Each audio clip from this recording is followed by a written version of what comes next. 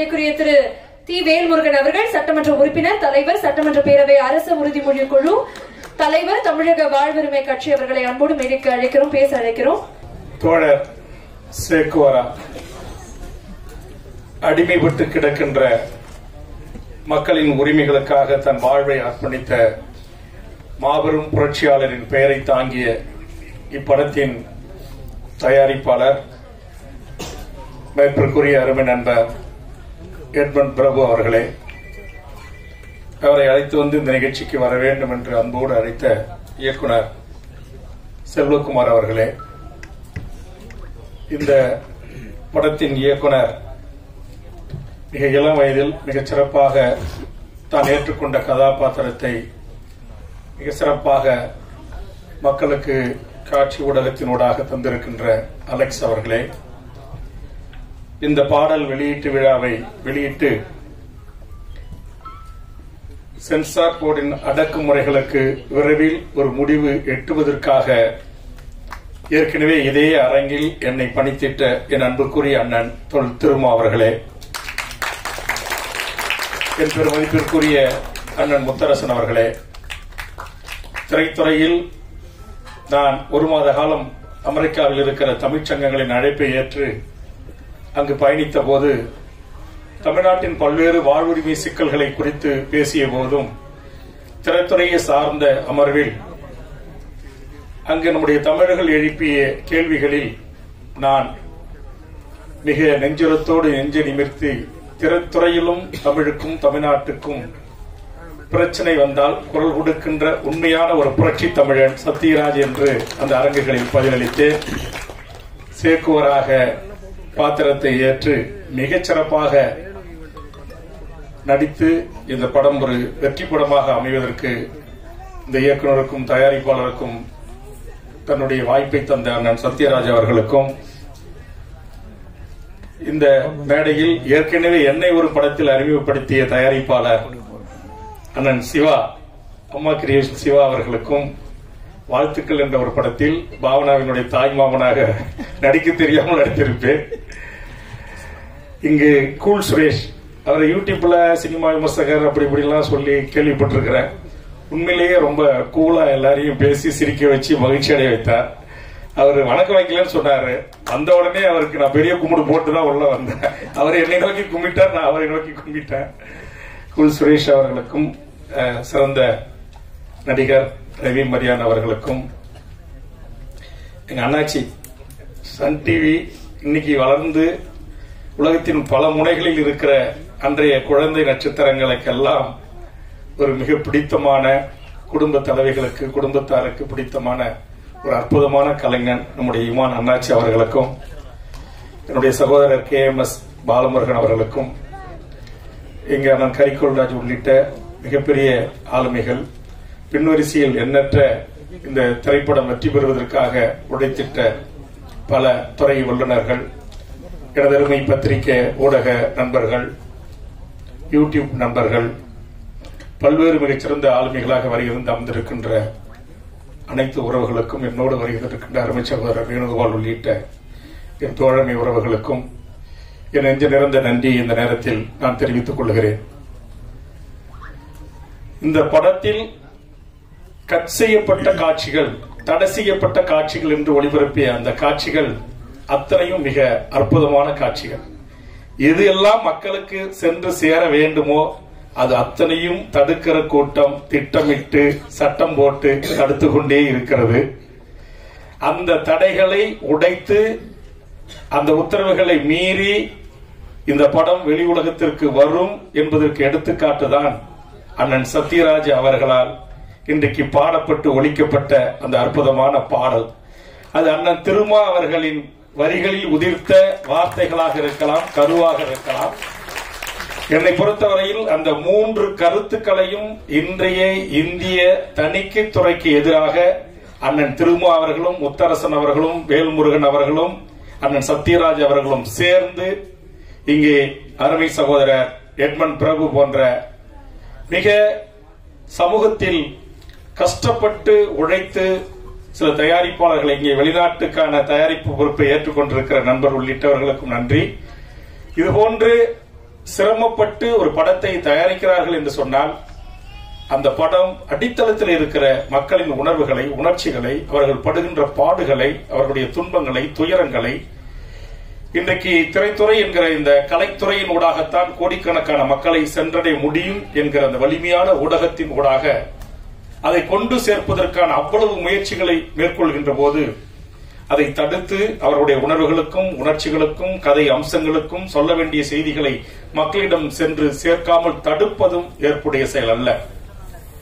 இவர்கள் சட்டம் சொல்கிறது என்கிற பெயரில் மிக ஆபாசமான, அருவருக்கத்தக்க, மோசமான பல நிகழ்வுகளை எல்லாம் அனுமதிக்கின்ற சாதிய மோதல்களை, வன்மங்களை, வன்முறைகளை, ஆணவ படுகொலைகளை, அடக்குமுறைகளை, ஒடுக்குமுறைகளை எல்லாம் குறித்து இன்றைக்கு எது எதற்கெல்லாம் சொல்ல வேண்டுமோ அது எதற்கெல்லாம் சொல்ல மறந்து அண்ணன் சத்யராஜ் அவர்கள் தண்ணீர் பிடிக்கிற காட்சியிலிருந்து, உணவு கரியின் காட்சியிலிருந்து, அந்த மாணவனை அவர் கீழே முட்டி போட்டு கைதூக்கி பேசுகின்ற அந்த வசனத்தில் இருந்து அத்தனை காட்சிகளும் இந்த சமூகத்திற்கு சென்றடைய வேண்டிய அந்த காட்சிகள். நான் கேட்கிறேன், அக்கரகாரம் என்பது ஒரு குறிப்பிட்ட சமூக மக்கள் வாழ்வதற்கான இடம் என்று அவர்கள் நினைத்துக் கொண்டு அதை தடை செய்திருக்கலாம். ஆனால் அக்கரகாரம் என்பது மனிதர்கள் வாழ்கின்ற இடத்தையும் குறிக்கும். ஆக அந்த மனிதர்கள் யாராக இருந்தாலும் அவர்கள் செய்கின்ற அந்த தன் சார்ந்த சாதி ஆதிக்கத்தின் வெளிப்பாடை உணர்த்துகிற மிக அற்புதமான வசனங்கள். கடைசியாக அந்த குழந்தை அழுகின்ற அந்த காட்சியில் அந்த ஒளிப்பதிவாளர் மிகச்சிறப்பாக அதை கையாண்டிருக்கிறார்கள். இதிலே இது போன்ற ஒரு குறைந்த நிதியை கொண்டு படத்தை தயாரிக்கின்ற போது ஒவ்வொரு துறை சார்ந்த ஒளிப்பதிவாளரிலிருந்து, இசையமைப்பாளரிலிருந்து ஒவ்வொரு துறை சார்ந்த நடிகர்களும் தங்களுக்கு ஏற்பளிக்கப்பட்ட அந்த கதையின் பாத்திரத்தை மிகச்சிறப்பாகவே செய்திருப்பதாக நான் அறிகிறேன். தயாரிப்பாளர் அவர்கள் தடை செய்யப்பட்ட வெட்டி 42 கற்குழுத்து தூக்கப்பட்ட காட்சிகளின் சில பகுதிகளை எனக்கும் காண்பித்தார்கள். உண்மையிலேயே அது வேதனையாக இருக்கிறது. தொடர்ச்சியாக இதுபோல விளிம்பு நிலையில் இருக்கிற ஒடுக்கப்பட்ட, பிற்படுத்தப்பட்ட, தாழ்த்தப்பட்ட நமது சிறுபான்மை மக்கள் தங்கள் உணர்வுகளை வெளிப்படுத்துவதற்காக இந்த காட்சியை இதுபோன்ற திரைத்துறையின் ஊராக பயன்படுத்துகின்ற போது அது மக்களிடத்திலே சென்று சேர்ந்துவிடும். மக்களிடத்தில் மிகப்பெரிய ஒரு விழிப்புணர்ச்சி ஏற்படும், ஒரு சமூக புரட்சி ஏற்படும் என்பதற்காகத்தான் இன்றைக்கு அதை அவர்கள் திட்டம் போட்டு வெட்டி தூக்கி இருக்கிறார்கள்.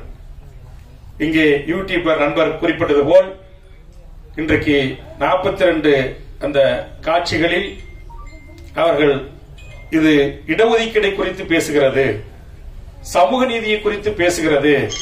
இது சமூக நீதியின் பிறப்பிடமாக இருக்கிற தமிழ்நாட்டில் சமூக நீதியை குறித்து பேசாமல் எப்படி ஒரு ஒடுக்கப்பட்ட விளிம்பு நிலையில் இருந்து வருகின்ற ஒரு சிந்தனை உள்ள, பகுத்தறிவு உள்ள ஒரு தயாரிப்பாளர், இயக்குனரால் அதை தவிர்த்து எப்படி படம் எடுக்கப்பட முடியும்? இன்றைக்கு நீட்டில் இருந்து, நெட்டில் இருந்து எல்லா தேர்வுகளுக்கும் தமிழ் சமூகத்தின் இளையோரை, முதல் தலைமுறை கல்வி கற்கின்ற இளைய தலைமுறையை, அந்த கல்வியை பறிக்கின்ற ஒரு மோசமான ஒரு சூழல் இன்றைக்கு நிலவுகிறது. அதுபோன்று புத்தகங்களை பறித்து அவர்கள் குறித்த வசனமாக இருக்கலாம். இன்றைக்கு சென்னை IIT, AM போன்ற உயர் கல்வி நிறுவனங்களில் இந்த பெரும்பான்மை ஒரு இடத்திலே அவர்கள் சொல்வார்கள் 3%, 97% குறித்த வசனங்கள். ஆம், இன்றைக்கும் 97% மக்களுக்கு கிடைக்க வேண்டிய நியாயமான கல்வி உரிமை, வேலைவாய்ப்பு உரிமை பறிக்கப்பட்டு 3% அந்த இடங்களை கைப்பற்றிக் கொள்ளுகிறார்கள். இதை எங்கள் இளைய தலைமுறைக்கு விஜய் தொலைக்காட்சியில் உட்கார்ந்து கொண்டு எதற்காக எங்களுக்கு இடஒதுக்கீடு புரட்சியாளர் அம்பேத்கர் அவர்கள் அரசியல் சாசன சட்டத்தில் பெற்றுத்தந்த உரிமை, அந்த உரிமையை இன்றைக்கு மறுதலித்து பேசுகின்ற எம் உறவுகள் இந்த இடஒதுக்கீட்டுடைய தாற்பயத்தை புரியாமல் இருக்கிறார்கள். அந்த தாற்பயம் புரிய வேண்டும் என்பதற்காக தான் புரட்சி தமிழன் சத்யராஜ் அவர்கள் சொன்ன அந்த வசனத்தில் வருகின்ற காட்சி 2000 ஆண்டுகளாக மறுக்கப்பட்ட உரிமை என்கிறதை அவர் அழகாக அந்த காட்சியினூடாக அற்புதமாக அதை கொண்டு சேர்த்திருக்கிறார் நம்முடைய இயக்குனர் அவர்கள். ஆக இந்த செய்திகள் எல்லாம் ஒடுக்கப்பட்ட, மிக பிற்படுத்தப்பட்ட, தாழ்த்தப்பட்ட முதல் தலைமுறை கல்வியை பெறுகின்ற இந்த மக்கள் இந்த இடங்களில் வருவதை சகித்துக் கொள்ள முடியவில்லை. இன்றைக்கு பெரும்பான்மையான பத்திரிகை ஊடகங்கள் கூட நம் தமிழர் சார்ந்த ஊடகங்களாக இருந்தாலும் கூட அவருடைய தலைமை பொறுப்புகளை எடிட்டிங் இன் சீஃப் என்று உயர்ந்த பொறுப்புகளில் இருக்கின்ற அந்த 3% வருகின்றவர்கள் அங்கேயும் நமக்கான தடையை போடுகிறார்கள். ஆக இதையெல்லாம் உடைத்தெறிந்து இன்றைக்கு இந்த சமூக நீதி இந்த மண்ணில் நிலைபெற வேண்டும். இந்த சமூக நீதி மண்ணாக தமிழகம் இருக்கிறது என்று சொன்னால் தந்தை பெரியார், பேரறிஞர் அண்ணா, கலைஞர் என்கிற மகத்தான நம்முடைய முன்னோர்கள், நம்முடைய முன்னத்தி ஏறுகள் இந்த மண்ணில் செய்திட்ட தியாகங்கள், அதையெல்லாம் நினைவு கூர்ந்து நாளைய தலைமுறைக்கு இது போன்ற மிகப்பெரிய ஒரு காட்சி ஊடகத்தின் ஊடாக, அதுவும் திரைத்துறையின் ஊடாக இந்த செய்திகளை எடுத்துச் செல்கின்ற இது போன்ற படங்களை இன்றைக்கு சென்சார் போர்டு ஏன் அனுமதிக்க மறுக்கிறார்கள்? அங்கு நமக்கான குரல்கள் இல்லையா, நமக்காக பேசுவதற்கு இல்லையா என்கிற அந்த நிலையை அந்த ஒட்டுமொத்த சென்சார் போர்டில் இருக்கிற உறுப்பினர்களின் ஒரு பக்கம் நிறுத்தி இந்த நியாயத்தை, இவர்களுக்கு இழைக்கப்பட்டிருக்கிற அநீதியை நாளை இந்திய நாடாளுமன்றத்தில் என் அண்ணன் திருமா அவர்கள் ஓங்கி ஒழிப்பார். இந்த அமெரிக்காவில் இருந்து வருகிற உடனேயே டெல்லி நாடாளுமன்றத்தில் அண்ணன் திருமா, கனிமொழி போன்ற, திருச்சி சிவா போன்ற மிகச்சிறந்த நம்முடைய தமிழ்நாட்டு நாடாளுமன்ற உறுப்பினர்கள் உரையை கேட்டேன். ஒரு பொருளை குறித்து மிக ஆழமாக, அறிவுபூர்வமாக, வரலாற்று ரீதியாக, சட்ட ரீதியாக மிகச் சிறப்பாக இன்றைக்கு இந்திய நாடாளுமன்றத்தில் அது SC ST மக்களாக இருக்கலாம், இஸ்லாமிய மக்களாக இருக்கலாம், மிக பிற்படுத்தப்பட்ட மக்களின் உரிமையாக இருக்கலாம், அனைத்து மனிதகுல மக்களின் பிரச்சனைகளுக்கு மிக ஆழமாக அறிவோடு இன்றைக்கு இந்திய நாடாளுமன்றத்தில் புரட்சியாளர் அம்பேத்கருக்கு பிறகு ஒரு தலித் சமூகத்தில் பிறந்து இந்தியாவையே திரும்பி பார்க்கக்கூடிய ஒரு ஆளுமையாக அண்ணன் திருமா அவர்கள் வளர்ந்து வருகிறார்.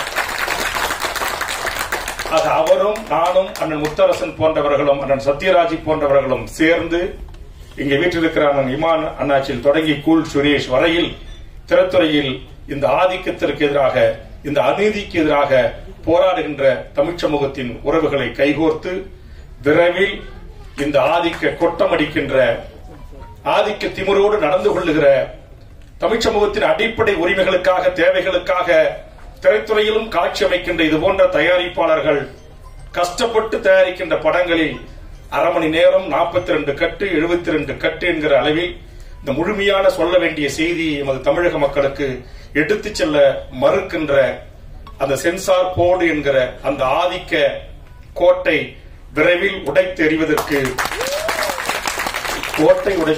என்றுதான் சொன்னேன். நான் கேட்டை உடைத்திருந்தது போல் என்று நான் சொல்லவில்லை. ஒரு ஜனநாயக ரீதியான, அது என்னுடைய பாணி போராட்டம் என்பது உங்களுக்கு தெரியும். நான் திரைத்துறையை ஆதரித்தாலும் உறுதியாக ஆதரிப்பேன், எதிர்த்தாலும் கத்தி படத்தில் சத்தியம் திரையரங்குக்கு என்ன நேர்பட்டது என்பதை பலர் அறிவார்கள். ஆக என்னை பொறுத்தவரையில் ஒரு பிரச்சனையில் என்னை ஒருமுகப்படுத்திக் கொண்டு அவர்களுக்காக குரல் கொடுக்க போராட தொடங்கினால் அந்த போராட்டம் வெற்றி பெறும். அது மக்களை அணிதிரட்டி நடத்துகிற போராட்டம். ஆனால் சட்ட ரீதியாக நாடாளுமன்றத்தின் ஊடாக, இதற்கான துறையின் அமைச்சரின் ஊடாக இதை வலியுறுத்தி இது போன்ற தயாரிப்பாளர்கள், இயக்குநருடைய அந்த படங்களில் அவர்கள் சொல்ல வந்த கருத்துக்களை, சொல்ல வந்த செய்திகளை முழுவதுமாக இன்றைக்கு மக்களிடம் கொண்டு சேர்ப்பதற்கான வாய்ப்பை அண்ணன் திருமா அவர்களும் அண்ணன் முத்தரசன் தலைமையில் இருக்கிற இந்திய கம்யூனிஸ்டுடைய நாடாளுமன்ற உறுப்பினர்களும் இன்னும் இந்த தமிழ் துறையில் இன்னைக்கு அண்ணன் சிவா அவர்கள் பேசுகின்ற போது சொன்னார்கள், இன்னைக்கு சினிமா குறைந்து கொண்டே வருகிறது, பொதுமக்கள் திரையரங்கில் பார்ப்பது என்று. எல்லாம் யூடியூப், வாட்ஸ்அப், அப்புறம் ஏதோ வந்துருது, அதனால மக்கள் திரையரங்குக்கு வரவில்லை என்ற அந்த ஆதங்கம் நாங்கள் அறிவோம். ஆக அந்த வகையில் இங்கு அருமை சகோதரர் பிரபு அவர்களும், அலெக்ஸ் அவர்களும், நம்முடைய செல்வகுமாரன் போன்றவர்களும், இன்னும் எத்தனையோ இந்த சகோதரன் குணா போன்ற எத்தனையோ திரைத்துறையில் கஷ்டப்பட்டு உழைத்து தங்கள் உழைப்பால், தங்கள் சுய சிந்தனையால், தங்கள் திறமையால், தங்கள் எழுத்துக்களால் அவர்கள் வடித்தெடுக்கின்ற இது போன்ற படங்கள், காட்சிகள், கதைகள் அப்புறப்படுத்தாமல், வெட்டி தூக்கி எரியப்படாமல் இந்த மண்ணின் மக்களுக்கான கதைகள் சென்றடைவதற்கான வாய்ப்பை நாங்கள் அனைவரும் சேர்ந்து உருவாக்கி தருவதற்கான முயற்சியில் ஈடுபடுவோம். அதற்காக விரைவில் செப்டம்பர் புரட்சியாளர்களின் தினம், அந்த செப்டம்பர் தந்தை பெரியாரின் தினம்.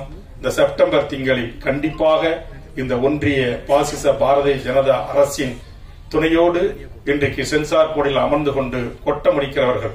பொண்டாட்டிக்கிட்ட கோபம் இருந்துச்சுன்னா இரவு போய் திரும்பவும் பொண்டாட்டிக்கிட்ட காட்டு.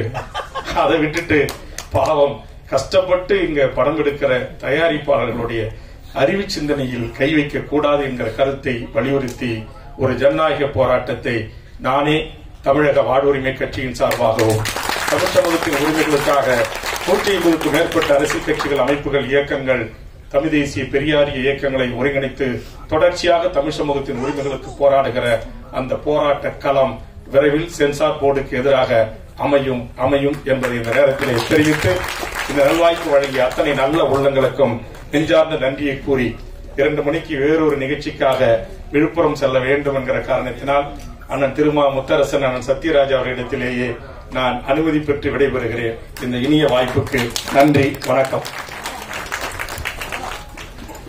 உண்மையாவே இந்த படத்தினுடைய குழு பேசணும்னு நினைச்ச விஷயத்த ஒரு குரலாக இருந்து பேசின வேல்முருகன் ஐயாக்கு மீண்டும் பெரிய பெரிய நன்றி. Thank you so much for being here sir. Thank you. மீண்டும் வேல்முருகன் அவர்களுக்கு ஒரு பெரிய நன்றி. Thank you so much for being here. And எங்களின் குரலாக ஒலித்த உங்களுக்கு மீண்டும் பெரிய நன்றி. Thank you so much.